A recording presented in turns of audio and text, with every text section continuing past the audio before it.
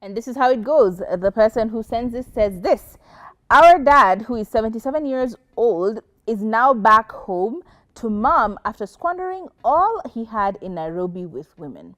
Our mom struggled with us since our dad started Madarao when our second born was in Form 2. So my mom took over his responsibilities of bringing us up. Now this man is back. He's coming back when he's sick. He can't work anymore. We have told our mom asishughulike na yeye, but imagine she's even taken him to hospital and paid for him.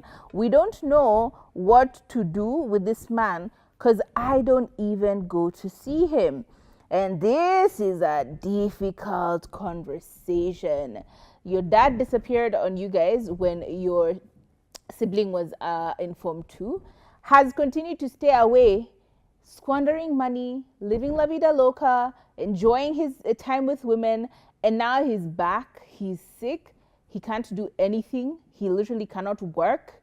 He's 77. He really shouldn't be working to begin with. But he is unable to support himself. But he's come back to your mom, tail between his legs and very sickly, hoping that your mom will forget all the things because he loves her, she loves him. They will reconcile. She will mend him. She will take care of this wounded little bird. And the question that I always ask is, does age or illness change the accountability of a person who was not present? Like, he's old, he's sick, great. It's sad. It's a very sad state to be in. But does that just wipe away all the injustices, all the things that he did that were horrible to you guys, aka leaving you and your mom behind? Does it just wipe the slate clean because he's sick? Another question I always ask myself is it wrong for a child to feel angry because their parent stepped away and left them to fend for themselves, and they saw how much their mother struggled to get by and to make sure that they went to school, they were supported, they had their livelihoods in check?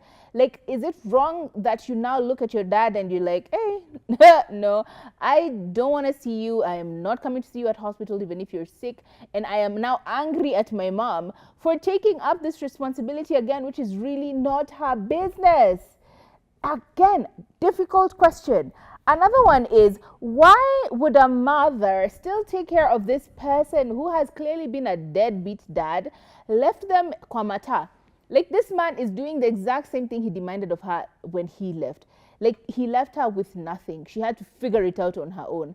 Now he's come back with nothing, and he, instead of him staying outside there, figuring it out on his own, he's coming back to ask the person who he left to help. That for me is a very difficult question. Ultimately, another question is there a way to create this very healthy boundary between yourselves and your dad, but allow yourselves to have constant connection with your mother? Like, it's difficult for you to look at this, your mom, and be like, all right, cool, yeah, she's a mom, we love her. And at the same time, see her as this, she's our mom, we love her, but she also loves our dad, and our dad also loves. Like, it's a very difficult position to put yourself in because there's a lot to chew on, there's a lot to grapple over. You're still mad at your dad, you still love your mom, but you still want to support your mom, but any support that goes to your mom will go to your dad, and you don't like your dad, you're angry at your dad. It's a very, very difficult position to be in, especially considering a lot of places still in Africa, in Kenya, we still think about it as respect your elders. Like, regardless of what is going on, respect your elders, show them respect, listen to what they say. Elders, elders, elders, even when elders are wrong, because elders can be wrong. Your dad is wrong for this. It is also very difficult to think about it because psychologically you've had to deal with the, like, imagine when you have no money, you have no food, and your dad is out there. The first thing that goes through your mind is like, oh my god, how come my dad isn't helping? How come my dad isn't coming through for us? How come my dad? It's always a question of, why is he leaving us behind? Are we not worthy? Are those other women that he's being with and those other children that he may have had outside there now, are they more important than who we are? Did he pick them? Did he pick his life? Did he pick himself over us? What makes me less valuable to the point where he would give birth to me or be aiding and abetting in the birth of me, and now this completely disappearing on me? Is that fair? It also is a huge, huge issue because morally and religiously, depending on how you guys are raised, forgiveness, forgiveness, forgiveness. People are always up in your business about forgiveness. But, like, where do you draw a line? Where does forgiveness then trump you setting boundaries and you deciding that, yeah, I can forgive this person, but I can forgive them and stay away from them by drawing a very clear boundary that is, fine, you did something wrong. I'm not happy with what you did, but I don't want to be involved with you. I forgive you, but I just don't want to be involved. Like, where do we start to question religion and morality over our well being? Because in this case, you have to now figure out how to fix it, and it's not even your problem. You didn't create this mess.